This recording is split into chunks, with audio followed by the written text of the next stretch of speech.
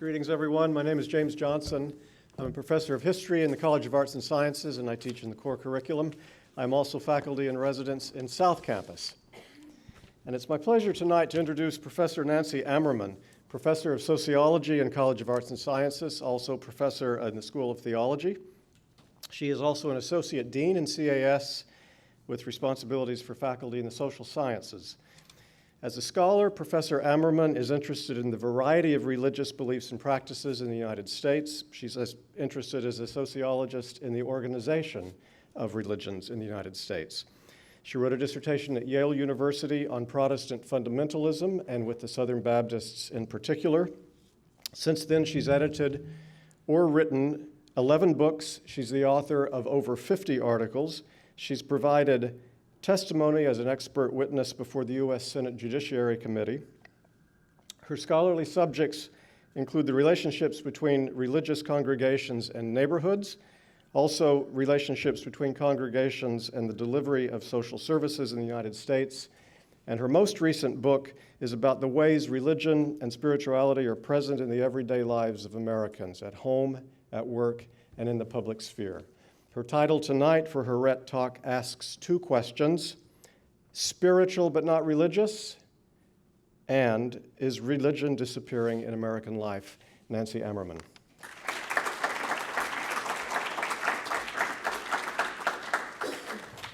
Thanks so much. And I think there may be a little synergy here between these two talks. We'll see. I'm going to ask you a question. Do you have a religious preference? Think about that question for a minute. That's the kind of question that American survey researchers have been asking people for at least 50 years. But think about the question. What do you think it would be like if you tried to ask that question in Saudi Arabia or India or even like Italy or Spain? In most of human history and in most places around the world, your religious beliefs and practices and identities sort of come with the territory. You don't yourself have to be particularly pious or make any real choices to know that you're supposed to be, at least, a Hindu or a Muslim or an Orthodox Christian or a Jew or whatever. But back to the question, in the US, we ask this question because we have a long history of a great deal of religious diversity. We have preferences. And in recent years, the fastest growing of those religious preferences has actually been none of the above. The people that we sociologists have come to call the Nuns, N-O-N-E-S. And since 1990, that group of people has gone from roughly 5% of the adult population to roughly 20% of the adult population. And for your age group, it's actually over a third. So it's clearly a trend worth a sociologist's attention. But just what does it mean when you tell Mr. Gallup or Ms. Pugh that you don't have a religious preference? We do know that those people who make that choice on the survey are, in fact, less religious by a whole bunch of different measures than the people who do say they have a religious preference. But a lot of people who are in that category actually still have some religious sensibilities, apparently. They say they believe in God. They pray at least occasionally, maybe when they get in a real jam. They think religion is at least somewhat important, if not to themselves, maybe to the rest of society. So what we really see among the nuns is three distinct groups. There are, in fact, some atheists, some people who are really committed and convinced that they don't want anything at all to do with anything religious or spiritual. There are also some people who we might think of as agnostics. They're sort of hedging their bets, if you will. But the biggest group is actually the group that the Pew Religious Landscape Survey calls nothing in particulars. And it's actually that group that's growing the fastest. And what we know from other research is that nothing in particular category is growing for some identifiable reasons. Sometimes it's it is a matter of people deciding that they really don't believe that stuff anymore, and so they become less religious. But it also took a really big uptick in the 1990s when we saw a lot of really visible religious leaders who were also aligning themselves with very conservative political causes. And for many young adults, it appeared that their sense of things was, if that's what religion is, then I don't want anything to do with it. We also know that for many of the nothing in particulars, the trip to no religious affiliation wasn't a very long journey. Many of them, excuse me, had grown up in households, parents, baby boomers, who actually weren't particularly involved in religion themselves. So these kids grew up as a sort of somethings, and then they become nothing in particulars, and it's not a big journey. Now, a lot of the people who describe themselves this way are also likely to say that they may not be religious, but they're spiritual. And I'm guessing that at least a few of you might be in that category too. So I want to spend the rest of this talk exploring with you a little bit about what that might mean, to say that we are spiritual but not religious, and why that's such a popular way to describe yourself. About a decade ago, I began a research project that was aimed at finding out what Americans mean when they say they're spiritual. So I'm a social scientist. I'm going to gather data, right? We can't see the spirit, but we can certainly talk to people. We can listen to what they have to say about what spirituality is for them. So we recruited a really broad, representative sample of people from all different kinds of religious traditions, with plenty of the nuns thrown in as well. Half of them were in Atlanta and half in Boston, so we got a little cultural difference there. African Americans, whites, Latinos, Asians, people from lots of different religious traditions, so a really broad group of people. And we certainly, when we went to talk to them, we didn't want to just check off the box about, did you go to church last Sunday? We wanted to know something much more in depth about their lives. So we started by doing an interview with them where we asked them to basically do a life history with us. Tell us the important times and places and people in your life. We then gave them cameras and asked them to photograph places that were important to them and tell us stories about those places. And we gave them recorders and had them do oral diaries. So we got lots and lots of different stories about people's lives and listened for and looked at that whole big body of data, looking for where spirituality showed up in those stories and what kind of spirituality it was. Now, it probably won't surprise you to learn that people meant a lot of different things when they called something spiritual. Sometimes they meant a kind of experience of being in awe in nature. Sometimes they meant a sense of sort of being one with the universe, or a kind of deep inner peace and connection with oneself, with meaning in life. A lot of things that didn't necessarily sound religious, right? They're spiritual. But other times when people were talking about spirituality, they were in fact talking about God, about their experiences in worship, about things that are miraculous, about practices like praying or meditating. In other words, sometimes spirituality, in fact, for people, meant the kinds of things we usually think of as religious. And when they were talking about spirituality, they were talking about things that were going on not just in some little private compartment in their lives, but in fact in lots of different aspects of their everyday lives. In spite of the fact that we often think of spirituality as something private and individual and religion as something organized and over here somewhere, that wasn't the way they were necessarily telling these stories. They were telling stories about their work, about their politics, about their neighborhoods, about their families, their households, in ways that also included a sensibility of calling or virtue or wonder that interwove a spiritual sensibility with a secular or everyday life kind of sensibility. So what we were discovering was that spiritual and secular really weren't completely separate categories for people, and neither was spiritual and religious. Now, there were some people who keep their spirituality in a very tight little box that really would be considered to be religious by every definition. And there are some people, of course, who don't want any spirituality in their lives at all, but there's this huge middle where we have people, liberal Protestants, Catholics, African American Protestants, Jews, pagans, all of whom were really mixing up their talk about spirituality and their talk about their religious lives. Some of their spirituality was God-based, and some of it was not God-based. So big middle overlap. And if that's the case, why are people so intent on the distinction of spiritual and not religious? Well, sometimes I think what's going on is that we really are trying to make a distinction, draw a boundary. We want people to know, I'm not like those people, right? We've got ideas about what it means to be religious, and we want people to be sure to know that's not me.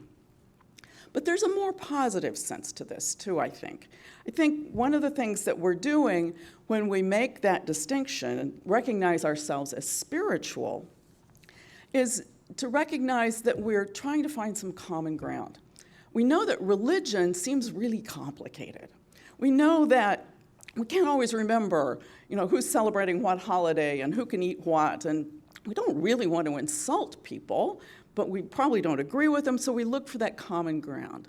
And we find, I think, a couple of ways to think about that. One is that we know that most religious traditions have something like a golden rule, so we go to that. And we also know that most religious traditions want people to have some kind of a spiritual sensibility, so we point to that.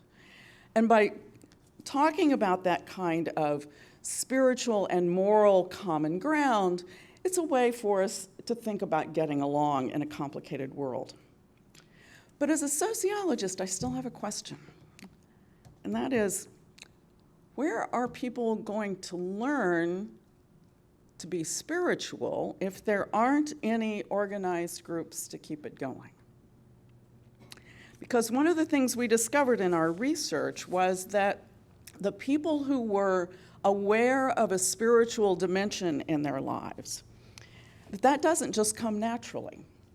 That these were people who had some circle of conversation, some relationships, some often organized religious community in which talking about spirituality was something that they did, where that spiritual dimension was recognized by other people around them. People who don't have a religious community or some circle of spiritual conversation don't do very well at maintaining that spiritual outlook on life. And one of the things that spiritual outlook on life does is remind people that they're not the center of the universe. And that's an additional reason why we should be concerned about spiritual communities and not just spiritual individuals. Because we know that organized religious communities happen to be among the most important places where we learn to be citizens, where we learn the skills of civil society, and where we find opportunities and connections through which to do charitable work in our communities. They're not just maintaining spiritual connections, they're also maintaining the social connections. And it reminds us that we can, in fact, be engaged in our communities. And when these spiritual communities organize to do things in the larger community, they often are doing it in partnership with other religious and secular communities. So the practical common ground becomes also a common ground where we're meeting people from other traditions and doing things in the community to work together for the betterment of the community. So rather than dividing people, those kinds of common projects provide an opportunity for that practical common ground that helps us to thrive in spite of our religious differences. So here's the bottom line. No matter how intense your own individual spiritual sensibility and practice, if you don't join up with others, it's unlikely to get translated into good deeds and good citizenship. No matter how much trouble religion can cause, and that could be a whole other Rhett talk, I think neither sociologists nor we as citizens can afford to ignore it. Thank you.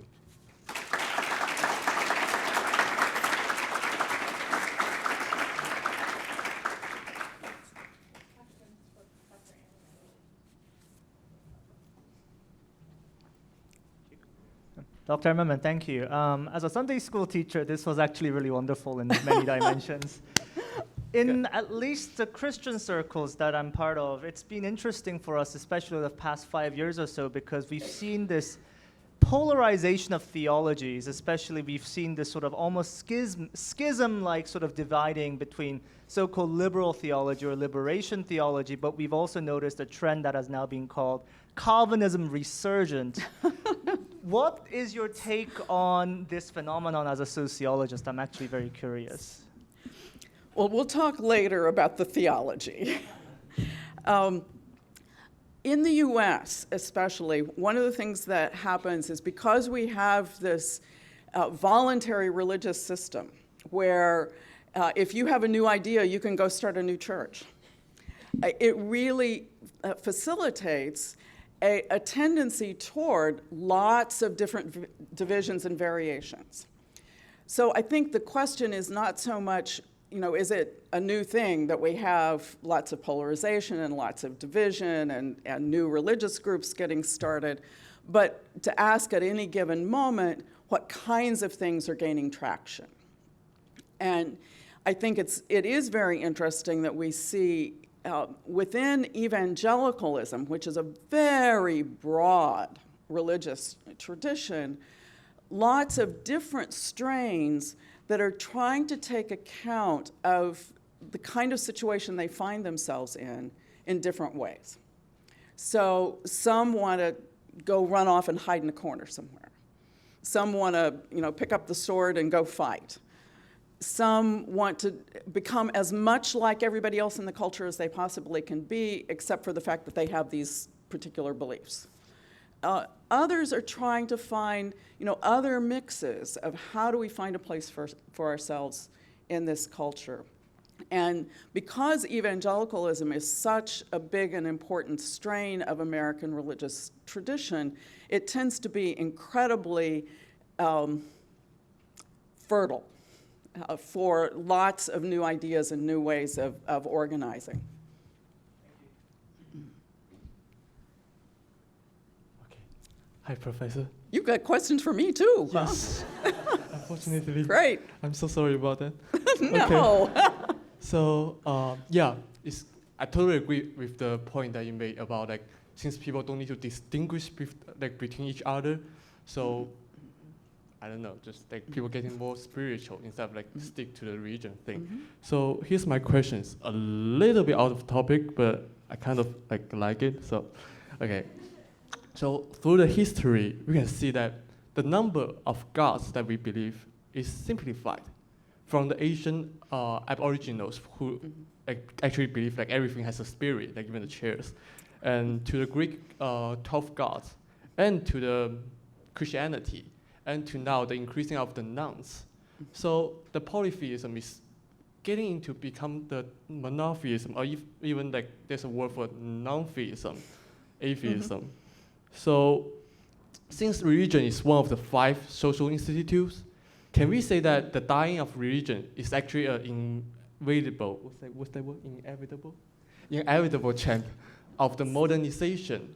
So which means that since religion is an institute to fulfill people's need of finding a meaning for their life, can we say that because people have more ways to find their life now, to find the meaning of their life compared to before, and we have a deeper understanding about the meaning of life, religion is replaced by spirituality as a new social institute? Thank you. You know, ever since the Enlightenment, Western thinkers have been thinking that religion was going to disappear. And you know, we've looked at, you know, is religious explanation primarily about, you know, explaining the material world and how things work? Is it about giving us moral meaning? There are so many different kinds of functions that different kinds of religious practices and traditions have addressed that it's remarkably resilient. And if it is the case that the world is getting more modern, it is a little, shall we say, puzzling that, in fact, the number of people in the world today who identify with a religious tradition is higher than it was in 1970. 1970 was essentially, globally, the kind of nadir of religious affiliation because, among other things, of the strength of atheist-enforced states around the world. And since those states have gone off the scene, there hasn't exactly been a kind of return to everybody going to church on Sunday, but there has been a significant uptick in the number of people who identify religiously in some parts of the world. And frankly, the people who have the strongest religious affiliations have the highest birth rates. So there's a demographic imperative here as well. So the idea that religion is going to disappear from the globe is probably not something we're likely to see anytime real soon. Well over 80% of the global population identifies with a religious tradition at this point, and the number's growing.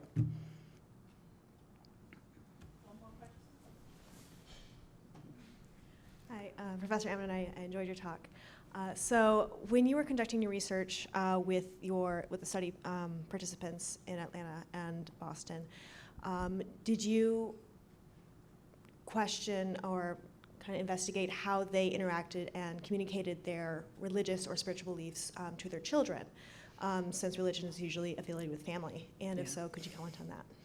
Yeah, we did talk about family life and got lots of really interesting stories from people about the people who are really tightly embedded in religious communities often have sort of prescribed ways of teaching their children. We interviewed, among others, a group of Latter-day Saints who have really strong practices for what you do with your children and how you pass on the faith to your children.